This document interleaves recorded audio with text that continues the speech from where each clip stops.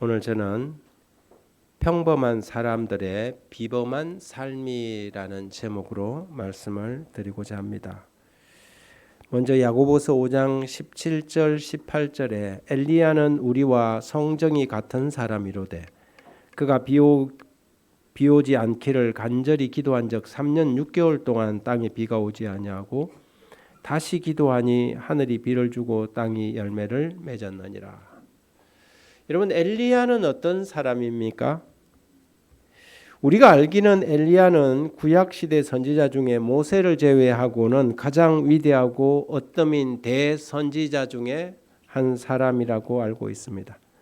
그는 갈멜산에서 850인의 우상 숭배자들, 우상을 섬기는 제사장들과 850대 1로 싸워서 초전박살을 내었던 갈멜산의 영웅이요, 그가 기도하자 3년 반 동안 가뭄이 들었고 그가 다시 기도했을 때에 하늘에서 비가 내렸던 아주 엄청난 선지자였습니다.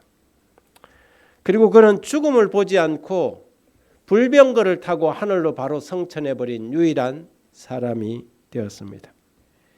그 후에 신약 성경에 보면 모세와 함께 변화산에서 예수님 앞에 등장한 두 사람 중에 한 사람입니다. 그러니 엘리야가 얼마나 위대하고 얼마나 비범하고 특별한 사람입니까?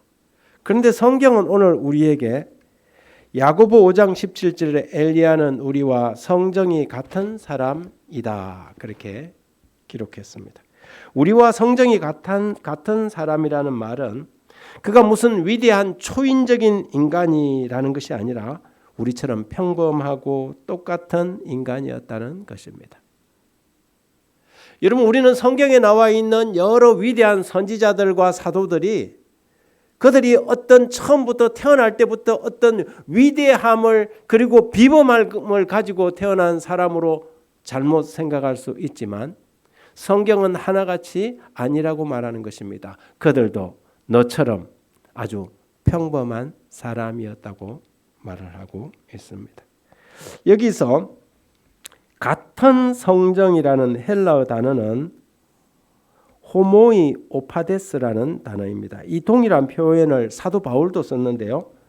가로되 여러분이여 어찌하여 이런 일을 하느냐, 우리도 너희와 같은 성정을 가진 사람이라.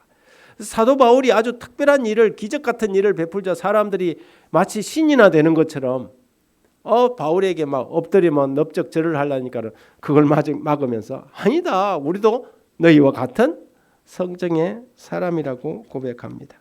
엘리야, 바울, 이 위대한 그리고 비범한 사람들이 오늘 이 자리에 앉아 계신 저와 여러분과 동일한 성정의 평범한 사람들이었다고 성경은 말합니다. 여러분, 위대한 인물은 태어날 때부터 정해져서 태어나는 것이 아닙니다. 한때 그들은 아주 평범하고 지극히 일반적인 사람이었습니다. 그러나 그들은 평범한 사람으로서 비범한 선택을 한 것입니다. 한번 따라해 볼래요? 평범한 사람으로서 비범한 선택을 하는 사람이 되자. 이것이 우리에게 시사하는 바가 굉장히 큰데요. 지금 우리가 어떤 결정을 하느냐에 따라서 평범한 우리도 비범한 삶을 살 수 있다는 것입니다. 그냥 평범하게 살 수도 있고 비범하게 살 수도 있습니다. 여러분, 히브리서 11장에 아주 평범하게 태어난 사람들이 어떻게 비범한 삶을 살아가게 되었는지 우리가 흔히 말하는 믿음의 장이라는 히브리서 11장에 잘 나와 있습니다. 아벨, 하나님을 경배하는 믿음을 가졌습니다. 에녹, 하나님과 동행하는 믿음을 가졌습니다. 사라, 하나님의 계획에 확신하는 믿음을 가졌고, 노아는 세상 사람들과 구별된 믿음을 가졌습니다. 아브라함은 하나님께 순종하는 그리고 결단하는 믿음을 가졌고, 이삭은 하나님의 명령에 순종하는 믿음을 가졌습니다. 야곱은 시련과 고난 가운데서도 연단을 통해 자라나는 믿음을 가졌고, 요셉은 하나님이 주신 꿈을, 소망을 가지는 믿음을 가졌습니다. 모세는 이스라엘 위해 자신을 희생하는 믿음을 가졌고, 이스라엘 백성들은 위대한 하나님의 승리를 믿는 믿음을 가졌습니다. 라합은 모험을 통해 인생을 역전시키는 믿음을 가졌습니다. 여러분, 여기에 언급된 모든 사람들이 하나같이 한때는 우리처럼 아주 평범한, 그냥 평범했던 사람이었습니다. 그런데 그들의 이름이 성경에 기록되고 그들이 했던 모든 일들이 세계 곳곳에서 전해지는 이 설교단상에서 주제로, 인물로 등장한 비범한 사람들이 된 것은 그들에게 무엇이 있었습니까? 믿음이 있었기 때문입니다. 고린도전서 1장 27절 29절에는 하나님께서 세상에 미련한 것들을 택하사 지혜 있는 자들을 부끄럽게 하려 하시고 세상에 약한 것들을 택하사 강한 것들을 부끄럽게 하려 하시며 하나님께서 세상에 천한 것들과 멸시받는 것들과 없는 것들을 택하사 있는 것들을 폐하려 하시나니 이는 아무 육체도 하나님 앞에서 자랑하지 못하게 하려 하심이라고 말합니다. 하나님은 잘난 사람, 비범한 사람, 특별한 사람을 선택하지 않습니다. 하나님이 쓰시는 사람은 오히려 겸손한 사람, 연약하지만 하나님을 전적으로 신뢰하는 사람을 선택하십니다. 많은 사람들은 자신은 처음부터 못난 사람이기 때문에 못난 모습 그대로 살아가야 한다고 생각합니다. 하나님께서도 잘난 사람만 쓰실 것이라고 착각합니다. 아닙니다. 오히려 하나님은 그 반대입니다. 나는 가진 것도 없고 배운 것도 없고 잘난 것도 없고 그래서 그냥 나는 아무것도 할 수 없어. 이렇게 생각하는 우리를 향해서 그것이 아니라고 말하는 것입니다.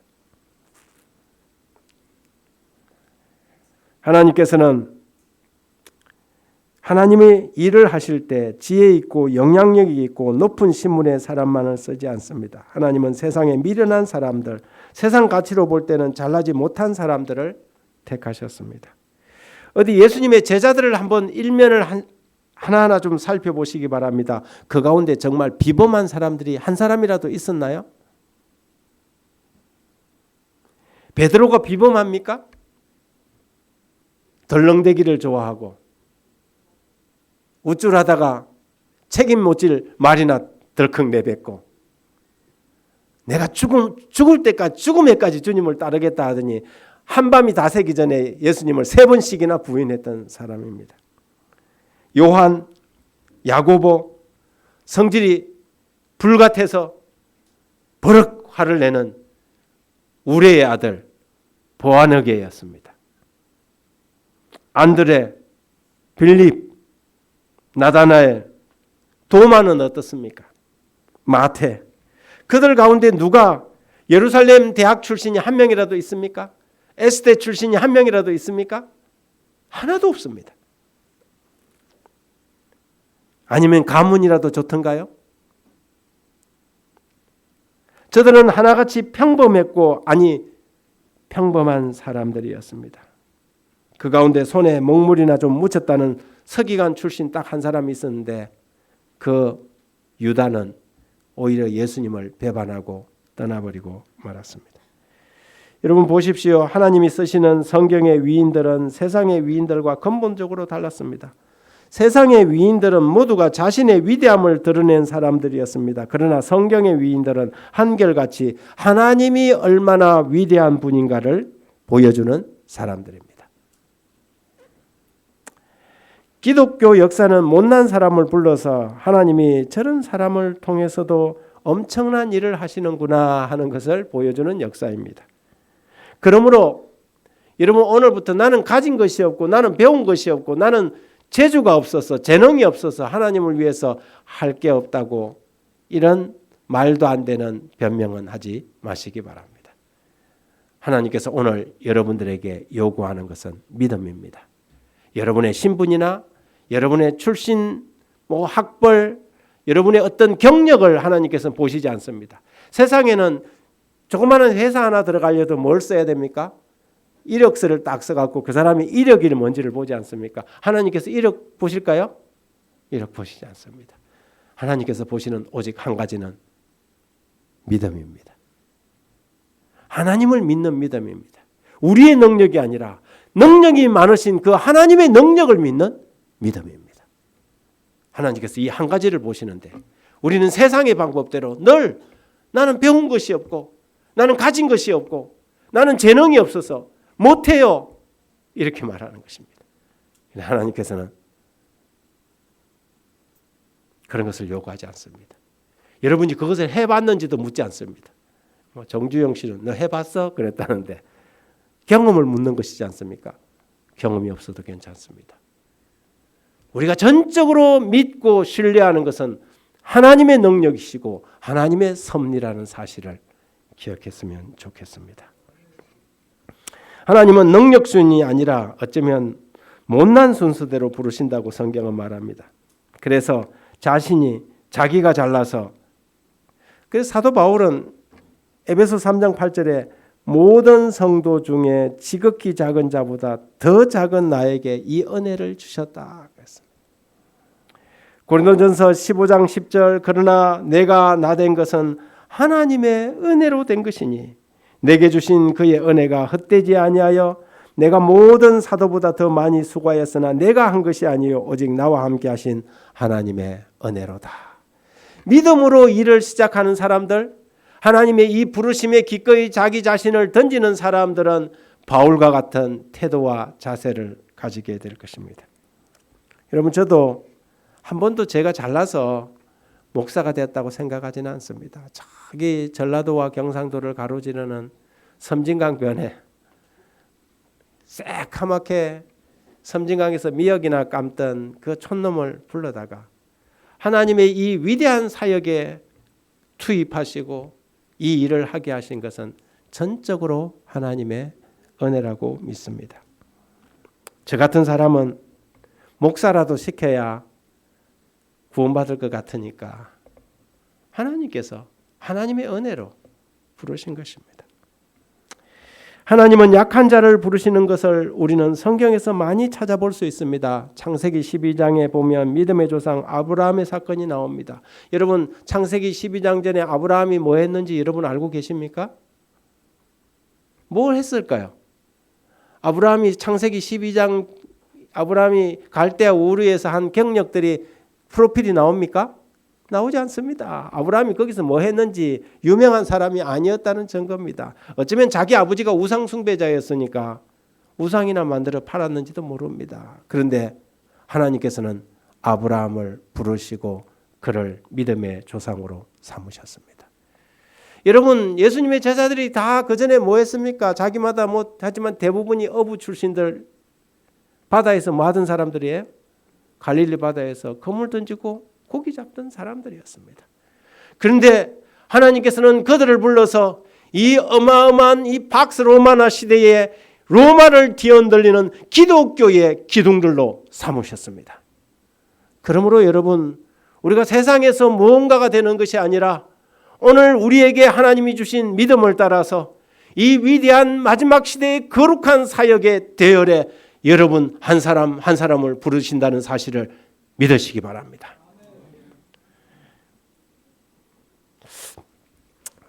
우리가 22일 이제 국가정원에서 맨발 걷기, 맨발로 놀자 인 울산 시민 건강 프로젝트를 하는데요. 우리가 4년 전을 한번 생각해 봅니다. 우리 교회에서 아무도 울산 사람들 맨발로 걷지 않을 때 우리 교회에서 맨발 걷기 사역팀을 만들었습니다. 그때 한 5-6명이 이 일에 동참했습니다. 그래서 한 그 5-6명들이 안식일 오후에 태화강 국가정원에서 나가서 같이 맨발 걷기를 시작한 것입니다. 지나가면 사람들이 우리 맨발 벗었다고 힐끗힐끗 쳐다봤지 않습니까? 지나가다 자기들끼리 저 사람들 맨발 벗고 간다. 맨발로 간다 그랬어요. 그런데 여러분 불과 4년이 지났습니다. 한 3년 반 지났지 않습니까? 3년 반 지나고 우리는 이번 22일 날 국가정원에서 2,000명의 대단히 행사를 진행하게 되었습니다. 오늘 아침에 보니까 저희 맨발 걷기 시민운동의 회원이 803명이에요. 이번 행사 마치고 나면 1000명을 넘어설 거라고 봅니다. 우리의 시작은 정말로 미약했습니다. 그러나 우리는 이 일을 통하여 하나님께서 영광을 받으시기를 바라는 믿음을 가지고 시작했고 우리는 불과 3년 반 만에 이 행사를 진행하게 된 것입니다. 여러분, 맨발 걷기 울산시민운동본부가 첫 시작이 정말 미미했습니다. 이름도 없고 울산에 유수한 단체들이 있지만 울산시에서 우리를 보고 뭘 보고 3,500만 원을 주면서 이 행사를 하라고 하겠습니까? 하나님께서는 오늘 지금 현재의 우리의 모습이 아니라 하나님을 믿는 사람들을 그분이 어떻게 변화시킬 것인가에 대한 믿음을 가진 사람들을 찾고 있는 것입니다. 지금 현재 내 형편의 어떠함에 따라가 아니라 우리를 부르시는 그 하나님의 능력을 믿고 우리가 한 걸음 한 걸음 나갈 때 하나님께서는 우리가 상상할 수 없는 큰 일을 이루시는 분이심을 믿게 되기를 간절히 바랍니다. 여러분, 야곱도 마찬가지였습니다. 많은 사람들이 성경을 읽다가 야곱을 보면 항상 혀를 끌끌 차지요. 이런 사람이 아버지를 속이고 속인 수의 1등 아닙니까? 그런데 이야기를 다 읽고 난 다음에 이런 생각을 합니다. 야곱 같은 사람도 하나님께서 부르셔서 넣으셨다면 나도 가능하겠다는 생각을 하는 것입니다. 그래서 성경은 야곱을 부를 때 이사야 41장 14절에 지렁이 같은 야곱아 그랬어요. 뭐 같은 야곱아? 지렁이 같은 야곱아. 여러분이 우리 태화강 맨발길에 가면 가끔 가다가 뭐가 나옵니까? 지렁이가 나와요. 꿈틀꿈틀대고 다리가 없어갖고 빨리도 못 달려요. 몸을 빈둥하면서 이 지렁이가 이렇게 가는데 성경이 지렁이 같은 야곱아. 여러분, 모세는 어떻습니까? 모세는 프로필이 괜찮아요? 경력 이력서 딱 내면 모세는 볼만해요. 이집트의 장군 출신에다가 가문은 비록 히브리 사람이었지만 누구 밑에서요? 애굽의 공주 밑에서 컸으니까 괜찮아요. 그런데 하나님께서 모세를 불러갖고 그 애굽의 모든 인간적인 물을 쏙 빠질 때까지 40년 동안 어디에다가 담가버렸어요? 미디안 광야에 거기 소금물에다 그냥 딱 담가버렸어요. 그냥 묻어버렸어요. 그리고는 40년 동안 한 번도 부르지 않았습니다. 애굽의 때가 싹 빠지고 난 다음에 하나님께서 40년 만에 모세를 찾아오셔서 부르셨습니다. 모세가 40년 전 애굽의 왕자였을 때는 자기가 뭔가 한번 해보겠다고 자기 손으로 누구를 때려 주겠어요? 애굽 사람을 때려 죽이고 이스라엘 백성을 구출해 보겠다고 했어요. 그런데 하나님께서는 그런 모세를 부르지 않고 40년 후에 모세를 불러갖고 애굽으로 가라고 하니까 모세가 했던 말이 뭔지 아십니까? 내가 말도 못하고 하나님, 전 아무것도 쓸모없는 사람이에요. 자기가 들고 있던 이 지팡이만도 못한 사람이라고 하나님께 이야기를 한 것입니다. 그랬더니 하나님께서 뭐라고 하셨냐면 누가 너를 불렀느냐? 누가 너를 보내느냐? 우리의 관점과 생각은 내가 얼마나 가졌느냐, 내가 얼마나 능력이 있느냐, 내가 얼마나 배웠느냐가 아니라 나를 부르시고 나에게 그 일을 맡기시는 그 하나님이 어떤 분인가를 바라보라는 것입니다. 근데 우리는 종종 착각하지요. 내가 얼마나 많은 능력이 있고 내가 얼마나 많은 것을 가지고 얼마나 일을 잘할 수 있는가요? 아니요. 하나님 그런 거 아무것도 아니라고 말합니다. 너가 S대 출신이냐? 그거 아무것도 아니야. 하나님의 일에서는요. 아무것도 아닌 것입니다. 하나님께서 보시는 것은 내가 나를 전적으로 신뢰하느냐. 이것이 믿음이라는 것입니다. 하나님의 사역에 변명이란 있을 수 없습니다. 왜냐하면 하나님은 전지전능하신 분이기 때문입니다. 세상에는 많이 배워 지혜로운 사람을 세상 사람들은 씁니다. 튼튼하고 건강한 사람을 쓰고 훌륭하고 잘생긴 사람을 씁니다. 그러나 하나님은 수고하고 무거운 짐진 자들아 다 내게로 오라. 내가 너희를 편히 쉬게 하리라고 말씀합니다. 예수님은 죄인과 병든 자를 부르려 오셨다고 말씀하셨습니다. 형제들아 너희를 부르심을 보라. 육체를 따라 지혜로운 자가 많지 아니하며 능한 자가 많지 아니하며 문벌 좋은 자가 많지 아니하도다. 성경의 위인들을 보면 대단한 것 같지만 다 하나같이 저와 여러분처럼 아주 평범한 사람이었습니다. 약하고 넘어지고 두려움에 사로잡히고 근심하고 때로는 공포에 떠는 서글픈 모습을 봅니다. 하나님은 대단한 사람에게만 신경을 쓰는 분이 아니라 이런 유약한 사람들도 그분을 믿고 신뢰하는 사람을 강하게 하시는 분임을 성경은 말하고 있는 것입니다. 그러므로 사도 바울은 고린도후서 11장 30절에서 이렇게 고백합니다. 내가 부득불 자랑할진대 내가 약한 것을 자랑하리라. 여러분 뭐한 것을 자랑하리라?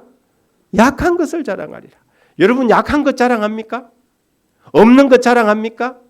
못난 것 자랑합니까? 늘 우리는 잘난 것, 많은 것, 가진 것, 능한 것, 내가 너보다 잘났다 그러잖아요. 내가 너보다 많이 가졌다. 세상은 이런 것을 자랑하는데 믿음 안에서는 어떤 걸 자랑한다고요? 약한 것을 자랑한다. 사도 바울은 자신의 강점이 아니라 약점을 자랑했습니다.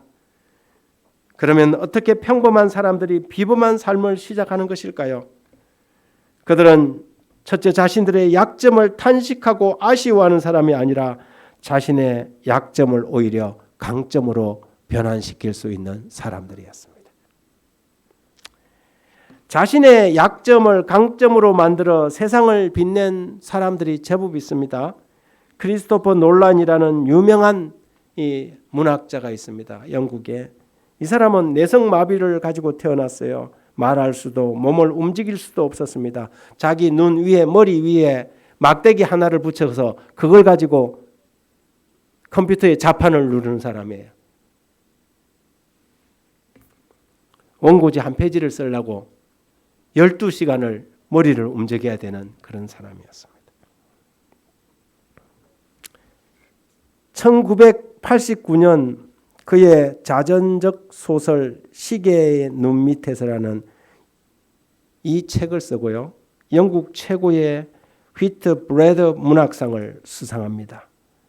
위대한 작가가 어떻게 될 수 있었느냐고 물었을 때 그가 그렇게 말합니다. 나는 주변 사람들이 나를 있는 모습 그대로 바라봐줘서 이렇게 됐습니다. 그런데 여러분 하나님은 여러분에게 이게 부족하다. 그러니 이거 채워와라. 이 이력서 채워와라. 뭐야 자격증이 하나도 없어? 이렇게 따지지 않습니다. 하나님께서는 우리에게 한 가지만 보십니다. 믿음을 보십니다.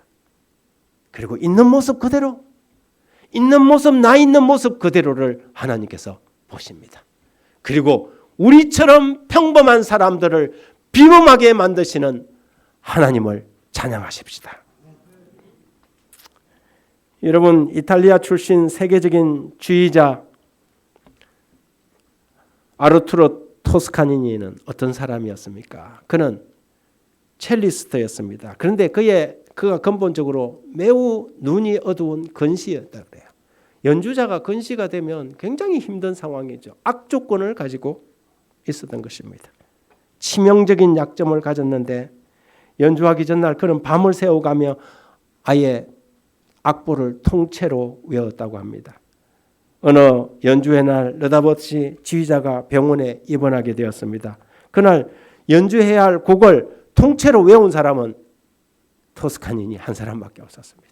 첼로 연주를 해야 될 사람이 갑자기 지휘자가 없으니까 그 악보를 다 외운 사람이 이 사람밖에 없으니까 이 사람이 지휘를 한 것이지요. 그래서 그 오페라 하우스에서 세계적인 지휘자로 박수갈채를 받은 이후 이 뜻밖의 일이 그를 세계적인 지휘자의 반열에 올려놓았다고 합니다. 그가 가지고 있던 약점, 눈이 어두워서 악보를 보고 연주를 할 수 없으니까 어떻게 했어요? 악보를 다 통째로 외운 것입니다. 약점을 강점으로 만드는 일은 결코 쉬운 일은 아닙니다. 때때로는 그것이 부끄럽기도 합니다. 가진 것이 없는 것이 부끄럽고 배운 것이 없는 것이 부끄럽고 이런 사람들 많거든요. 성경을 가르치다 보면 사람들이 자기가 글을 못 읽는 것에 대해서 너무 부끄럽고 창피하게 생각해요. 근데 여러분, 세상에서요, 부끄러운 것은 사실 알고 보면 부끄러운 것이 별로 없어요. 근데 진짜 부끄러워해야 할 것을 사람들은 자랑하는 사람들도 있어요. 하나님 안에서는 바뀌어야 하는 것입니다.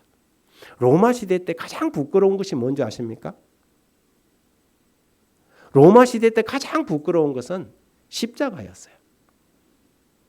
요즘은 여러분들이 어떤 사람들은 뭐 목에도 십자가를 걸고 다니고 뭐 여기도 걸고 저기도 가지고 다니지만 1세기 로마 시대로 돌아갔을 때 제일 부끄러운 게 뭐였어요? 가장 흉측하고 가장 부끄러운 것은 십자가였어요. 애들이 십자가 모형 이러면 부모들이 어떻게 해요? 그런 거 못 쓴다고 막았단 말이죠. 왜요? 십자가는 가장 무서운 처형의 형틀이었기 때문이에요. 여러분 이게 누군가가 올가미를 교수행하는 올가미를 가지고 목걸이 하고 다니겠습니까? 아무도 하지 않았어요. 여러분 가정에 누군가가 죄를 져갖고 교수행 당한 사람이 있다면 그 이야기를 떠벌리고 다닐 수 있겠어요? 그런데 기독교는 어떤 종교예요? 그들이 구주라고 믿는, 그들이 주님이라고 고백하는 그분이 그 당시 가장 극악한 십자가형을 당했던 분이셔요. 그런데 바울은 뭐라고요? 다른 것은 아무것도 자랑하지 않는데 나는 십자가만을 자랑한다고 그랬어요. 부끄러움이 자랑이 되는 그것이 기독교의 정신이에요. 우리가 똑같이 세상에 나가서 교회에서 밥 먹다가도 내 아들, 내 자식 좋은 대학 들어가고 돈 많이 벌고 이런 거 자랑한다면 여러분 이건 심각한 문제가 있는 거예요. 우리가 세상의 정신으로 살아가고 있다는 거죠. 기독교는 그런 것을 자랑하는 종교가 아니에요. 뭘 자랑하라고요? 나의 부족함을, 나의 부끄러움을, 나의 약점을 자랑하는 사람들이 기독교예요. 왜냐하면 나의 약점을 강하게 변화시킬 수 있는 능력의 하나님을 우리가 믿고 있기 때문입니다. 그것이 뭐냐면 내 약점을 자랑하는 것이 하나님을 자랑하는 거예요. 그리스도 안에서 자랑하는 거예요. 내 약점이 자랑거리가 아니잖아요. 그러나 내 약점을 내어놓을 수 있다는 그 사실은 뭐냐면 나 같은 사람을 하나님의 은혜가 나의 나된 것은 하나님의 은혜라고 고백하는 것이기 때문에 아름다운 것입니다. 나 주의 도움받고자 주 예수님께 빕니다. 그 구원 허락하시사 날 받아옵소서. 큰 죄에 빠져 영 죽을 날 위해 피 흘리셨으니 주 형상 이대로 빚어사 날 받으시옵소서. 내 모습 이대로 주 받으시옵소서. 날 위해 돌아가신 주 날 받아옵소서. 생키라는 사람이 이 곡을 작곡했는데요.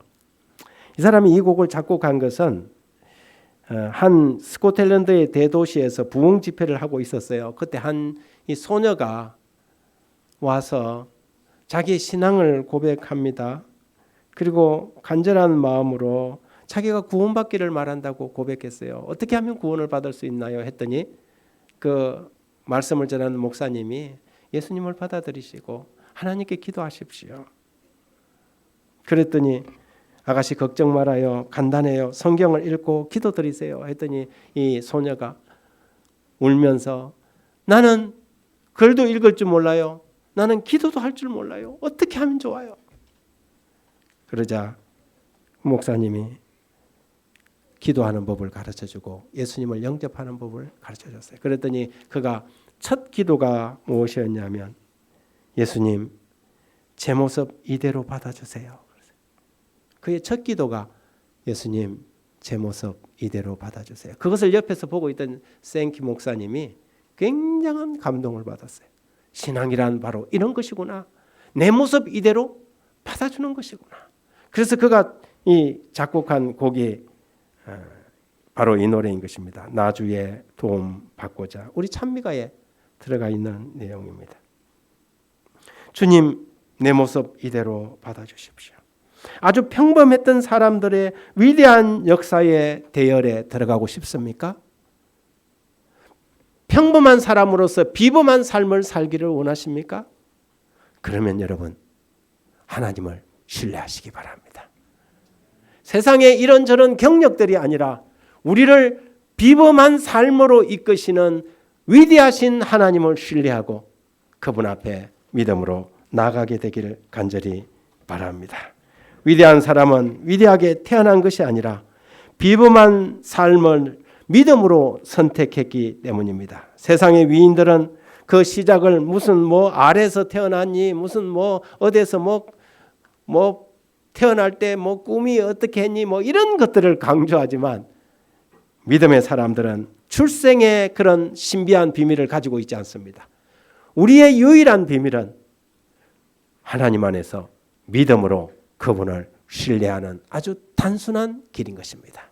이 믿음의 길을 걸어서 하나님께서 여러분들을 이끄시는 아주 비범한 생애로 여러분을 초대하며 말씀 마칩니다.